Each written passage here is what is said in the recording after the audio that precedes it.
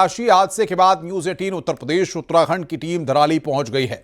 Ground zero पर हमारी team पहुंच गई है। न्यूज 18 पहला चैनल है जो कि धराली तक पहुंचा है। बेहद मुश्किल हालात और मुश्किल रास्ते को पार करके न्यूज 18 की टीम धराली पहुंची है। धराली की पहली ग्राउंड जीरो वाली तस्वीर हम आपको दिखाते हैं। धराली पूरी तरह से समतल हो चुकी है।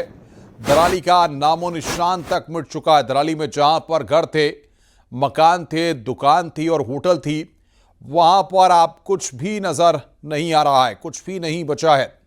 धराली में मौजूद घरों के अंदर तक मलबा घुस चुका है और अब सिर्फ टूटा फूटा सामान नजर आ रहा है।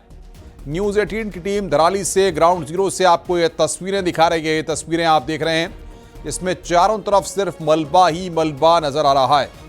न्यूज 18 पहला चैनल है जो कि धराली तक पहुंचा और न्यूज 18 पर ये एक्सक्लूसिव तस्वीरें आप देख रहे हैं। आप ठीक मेरे इस दाहिनी तरफ देखिए, ये वो घर है जिसका जो निचला हिस्सा है पूरा मलबे में अटा पड़ा है। मैं इस घर में के अंदर जाने की कोशिश करता हूँ, लेकिन ये मलबा पूरा अटा पड़ा है। यहाँ पे मैं इस घर के अंदर घुस तो गया हूँ, लेकिन आज मैं अंदर नहीं ज़्यादा दिखा सकता हूँ क्योंकि अंदर पूरा मंजर मलबे में है। ये लोगों का अभी तक सामान यहीं पड़ा है। घर के अंदर सामान है, ये पूरा सामान यहीं पड़ा है। घर के अंदर का ये पूरा सामान आज भी उस तबाही को बताता है कि ये लोग किस प्रकार से यहाँ से भागे होंगे, क्योंकि एकाएक इतना मलबा आना। आप देख सकते हैं मेरे पीछे यहाँ पे सोफे पड़े हैं, गद्दे पड़े हैं, एक अलमारी गोदरेज, एक अलमारी यहाँ पे पड़ी है और अंदर पूरा एक बेड पड़ा है, कुछ बक्से, यानी घर का जो घर का सामान होता है ये पूरा यहाँ अंदर पड़ा है। मैं इस घर से मैं बाहर तो निकल गया, लेकिन आप देख सकते हैं कि इस घर की क्या स्थिति है।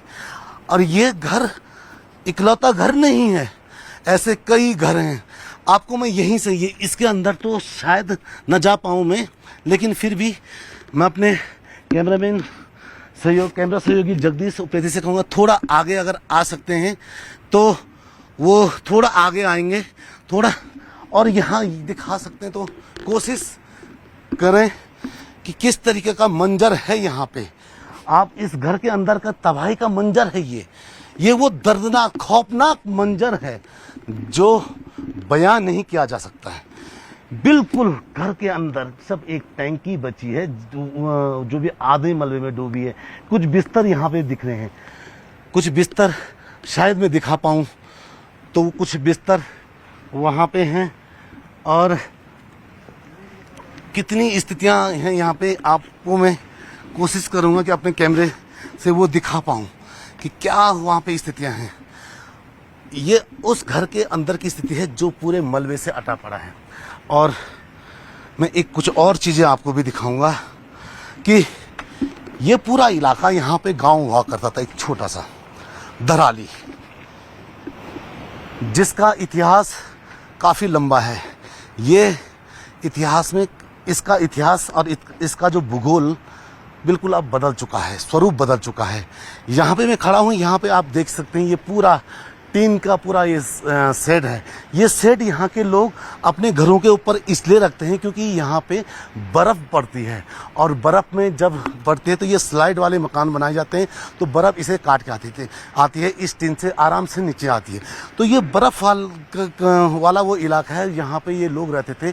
और इस टीन शेड के नीचे भी एक से नहीं, एक से ज़्यादा घर थे।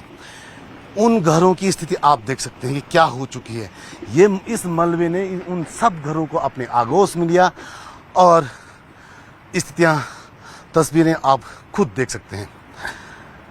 अपने सहयोगी कैमरा सहयोगी जगदीश उप्रेती के साथ मैं सत्येंद्र वर्तवाल, न्यूज़ 18 उत्तरकाशी धराली। उत्तरकाशी के धराली से ताजा तस्वीर सामने आई है जिसमें लोगों की भीड़ देखी जा सकती है, लेकिन ग्रामीणों के भवन और होटल पूरी तरह से जमींदोज हो चुके हैं। बस चारों तरफ सिर्फ मलबा ही मलबा फैला पड़ा है। कल तक जो खीर गंगा नदी सीधी बहती है वो अब दूसरी तरफ बहने लगी है। वहीं जवानों द्वारा लकड़ी का पुल बनाया गया है। तस्वीरों से अंदाजा लगाया जा सकता है कि आपदा कितनी भयानक रही होगी।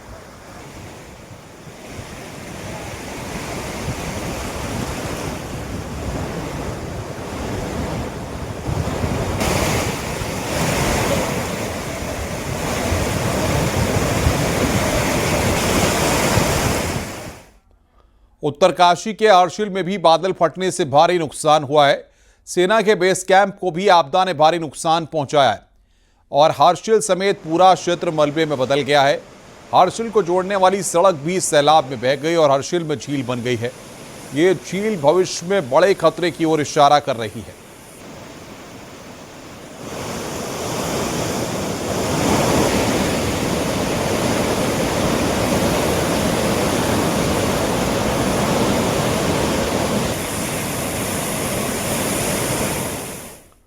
उत्तरकाशी के धराली में आई भीषण आपदा के बाद राहत और बचाव का काम युद्धस्तर पर चल रहा है। धराली आपदा के चौथे दिन भी हेलीकॉप्टर से लोग निकाले गए। लोगों को निकालकर मातली लाया गया। अब तक कुल 700 से ज्यादा लोगों को निकाला जा चुका है। कुछ लोगों को मातली तो कुछ को देहरादून के जॉली ग्रांट एयरपोर्ट पहुंचाया गया है और धराली में तेजी से राहत अभियान चल रहा है। माना जा रहा है कि जल्द ही सभी यात्रियों और लोगों को प्रभावित इलाकों से निकाल लिया जाएगा।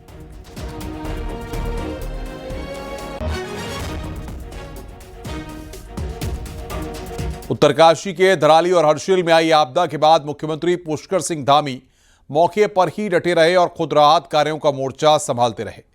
सीएम पुष्कर सिंह धामी ने हर्षिल में धराली आपदा के पीड़ितों से मुलाकात की। जो पीड़ित आपदा के दौरान बच गए थे, उन्होंने अपनी आप बीती सुनाई। वहीं सीएम धामी ने कहा कि पीड़ितों की हर संभव मदद की जाएगी। व्यवस्थाओं को ठीक किया जा रहा है। सीएम धामी ने कहा कि प्रभावितों के पुनर्वास की भी व्यवस्था जल्द से जल्द की जाएगी और सरकार पूरी तरह से प्रभावितों के साथ है। उन्हें पूरी मदद दी जाएगी। पूरा ये जो धराली नगर था, पूरा का पूरा आपदा की भेंट चढ़ गया और ऐसे अनेक रास्ते, अनेक पुल, यहाँ के भवन, होटल, होम स्टे, मकान जो भी थे, सब जो है इस प्रलय में बिल्कुल समाप्त हो गए।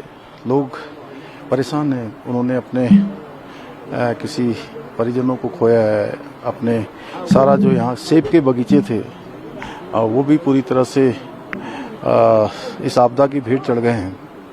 लेकिन हम उनको सबको भरोसा दिलाते हैं। मैं आया हूँ आज उनको भरोसा दिलाने के लिए कि जल्दी ही हम सभी व्यवस्थाओं को यहाँ पर व्यवस्थित करेंगे। यहाँ पर बिजली अभी बिल्कुल पूरी तरह से लॉस्ट हो गई है। जल्दी से जल्दी हमारा प्रयास है कि यहाँ पर फिर से बिजली आए। टेलीफोन के टावर पूरी तरह से क्षतिग्रस्त हो गए हैं, जिससे कनेक्टिविटी बिल्कुल समाप्त हो गई है। हमारा प्रयास है जल्दी से जल्दी बीसेट एक आज आ गया है मातली तक, उसको जल्दी से जल्दी यहाँ पर रिस्टॉल किया जाएगा। तो हमारे सामने पे है, मकान हमारे बह गए, मकान पूरा नहीं है वहाँ पे कुछ। अच्छा, और कोई लोग भी थे उसमें? नहीं, लोग नहीं थे, हमें दोनों थे उसमें। मंदिर। अच्छा, कितना नुकसान हुआ आप लोगों का? हमारा तो बहुत ज्यादा। खाली हम दो बच्चे बस लड़के आते मकान बह गया। सारे सामान जो अमेरिकन से थे पूरे बर्तन, पैसे पानी से चल गए सारे। मंदिर, हमारे मंदिर का जो है मूर्ति भी चले गए। क्या बचाना था? अपनी जान बचानी थी। दिन तक हमारे ऊपर थे, ऊपर काम चल रहा था, ऊपर थे। अब वहाँ से घर से फोन आया तो हम वहाँ से आए, नीचे गए। यहाँ सब कुछ समाप्त हो गया था। कितने लोग गायब हैं आप लोग? वहाँ के तो मैंने ऐसे तो बहुत लोग गायब है। मैंने हमारे पापा नीचे आए थे, ससुर जी, उनका भी पता नहीं चल रहा है। तो जब ये बाढ़ आई तो आप कहाँ पे थे उस टाइम पे? सर मैं दुकान के अंदर ही था, तो एकदम से ऊपर प्रेशर आया, सीधे कुछ पता नहीं चल पाया सर, कुछ मौका ही नहीं मिल पाया, तो उसके ऊपर फंसे रहे सर। ये चोट कैसे लगी आपको? सर फिर वो केबल से लग गई सर, केबल टूट गया ऊपर से, उससे लग गया और फिर उस पर फंसे रहे 1.5 घंटे तक। उसके बाद सर पीछे लास्ट चांस में फिर पीछे से छलांग मार के फिर जाना पड़ा सर। धराली की तबाही के एक और प्रत्यक्षदर्शी व्यास सैनी को रेस्क्यू कर उत्तरकाशी लाया गया। व्यास सैनी ठेकेदार हैं और 5 अगस्त को घटना के समय धराली के एक होटल में बैठे थे। व्यास सैनी तो किसी तरह बच गए, लेकिन उनके 17 में से 3 मजदूर आपदा की भेंट चढ़ गए। सुनिए व्यास सैनी की जुबानी उस भयावह मंजर की कहानी। और हमारे आंखों के सामने हुआ, जो भी हुआ सर हमारे आंखों के सामने हुआ और बहुत ही भयंकर मंजर था वो, हम सोच भी नहीं सकते। कई सालों से मैं वहाँ काम कर रहा हूँ, पर ऐसा कभी घटना नहीं हुआ। वो एक तो उधर आया, उसके बाद यहाँ तेलीगाड़ा एक नाला है जो आर्मी की गेट से है, हर्षिल से, वहाँ भी बहुत तगड़े आए जो आर्मी लोगों को सीधा उड़ा दिया। आपका अनुमान क्या है, कितने लोग उस समय धराली में रहे होंगे जो बच नहीं पाए? अनुमान तो आंकड़ा बहुत ज़्यादा है सर, क्योंकि उस वक्त बारिश हो रही थी। लेबर क्लास के जितने लोग थे वो सारे छुट्टी में थे, अपने कमरे में थे। जो कमरे में थे वो नहीं निकल पाए। दूसरी बात, जो अपने अगले दिन मेला था, हमारे जो लोकल ग्रामीण लोग हैं वो लोग भी मेला के लिए एक दिन पहले पहुंच गए थे। वो लोग भी, बच्चे, बुजुर्ग और अपने नौजवान जो भी थे, वो कोई भी नहीं निकल पाया सर। मंदिर में बहुत वहाँ आरती चल रही थी, वहाँ पे कीर्तन हो रहा था, कई चीज़ थे वहाँ पे। वो लोग, लेडीज़ लोग भी थे, वो लोग भी नहीं निकल पाए सर। लगभग कितना मलबा वहाँ पसरा होगा? मलबा मार्केट के अंदर कम से कम, रोड जो है हमारे जो गंगोत्री हाईवे रोड है सर, उस पे कम से कम 40 फीट मलबा से ऊपर ही होगा। अच्छा जी, 40 फीट से ऊपर ही होगा, क्योंकि हमारे उस मार्केट में मैंने बहुत सारे होटल बना रखा था। मुझे अंदाज़ा है 3-3, 4-4 मंजिल का मकान जो है वो खड़े खड़े दब गए हैं, वहाँ टूट गई, उड़ गई फुटबॉल की तरह सर। तो आप कैसे बचे? हम थोड़े साइड में थे, हमारे वहाँ पे फौजी साहब हैं, रिटायर फौजी साहब हैं राजेश पवार, उनके यहाँ हम थे, हम साइड में थे, हम बच पाए। ठीक है।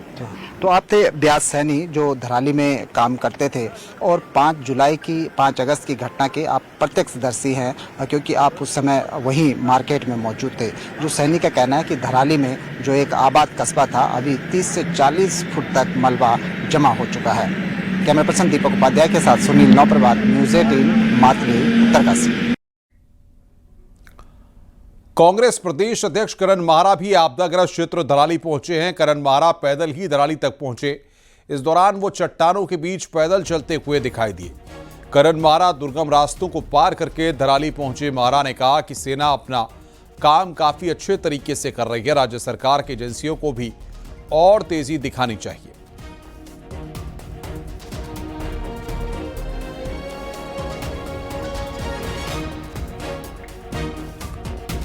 धराली आपदा के बाद नदी घाटी में बस रही अवैध बसाहटों पर सवाल खड़े हुए हैं। धराली जैसी एक दो नहीं, सैकड़ों बस्तियां पहाड़ों में बसी हैं, जहां नियम कायदों को ताक पर रखकर पहाड़ी जिलों में होटल, रिसोर्ट, कई मंजिला घर बने हैं। नियम कायदे इतने कमजोर हैं कि बिल्डिंग बनाने वालों की मनमानी पर कोई लगाम नहीं लगती, एक्शन नहीं होता। एक्शन में दिखने के बजाय प्रशासन लाचार दिखता है। हाल ऐसा है कि पहाड़ों में इन अवैध बसाहटों को रोकने के लिए कोई रेगुलेटरी सिस्टम तक नहीं है। अब चीफ सेक्रेटरी भी मानते हैं कि इसके लिए नियम और कड़े कानून करने की जरूरत है। कि हमें अपने जो भी रेगुलेशंस हैं, बिल्डिंग रेगुलेशंस हो, एजुकेशन से रेगुलेशंस हो, तो इसको और स्ट्रॉन्ग और स्ट्रेंथन करने की आवश्यकता होगी। तो उस पर डेफिनेटली राज्य सरकार अपना काम करेगी।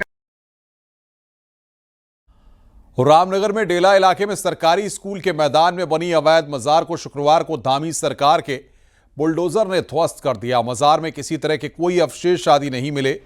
इस मजार की शिकायत जिला प्रशासन को दी गई थी। प्रशासन ने पहले इसका सर्वे किया और उसके बाद खंड शिक्षा अधिकारी का जवाब तलब किया। राजकीय इंटर कॉलेज डेला में बनी इस मजार को लेकर यह भी कहा जा रहा था कि यहां पढ़ने वाले बच्चों में इसका गलत असर पड़ रहा है।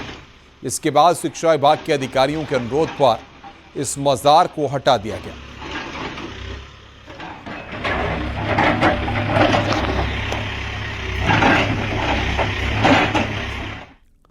शनिवार को रक्षाबंधन का त्यौहार मनाया जाएगा, जिसको लेकर बाजारों में रौनक दिखाई दे रही है। भाई बहन के इस त्यौहार पर जहां ट्रेंडिंग राखियों से एक बाजार गुलजार है, वहीं नजरबट्टू राखी बहनों की पहली पसंद बनी है। देहरादून में इसको लेकर बहनें खरीदारी करती भी नजर आई। मैम, इस बार ईवल आई की डिमांड थोड़ी कम है। नॉर्मल थ्रेड वगैरह की राखी की ज़्यादा वो है, और ब्रासलेट वाली राखियाँ मांग रहे हैं लोग कि कुछ यूनिक होना चाहिए। बस बढ़िया है, कोई कॉस्टली है कोई नहीं है, बस वो आप पे डिपेंड करता है आप कैसे लेते हो। बच्चों के लिए भी अलग अलग, हाँ जी, अच्छी हैं। बच्चों के लिए भी हैं और बड़ों के लिए भी हैं। कोटद्वार में रक्षाबंधन का त्यौहार इस बार देशभक्ति की भावना के साथ मनाया जाएगा। यहां की महिलाओं ने एक अनोखी पहल करते हुए अपने हाथों से राखियां तैयार की हैं, जो तिरंगे के रंगों में रंगी हुई विशेष राखियां हैं, जो सरहद पर तैनात भारतीय सैनिकों को भेजी जाएंगी। ये साधारण राखी नहीं है, ये हमने तिरंगा राखी के रूप में इसको बनाया है। तो एक तिरंगा राखी है, इसमें एक रुद्राक्ष की राखी है, एक कलावे की राखी है।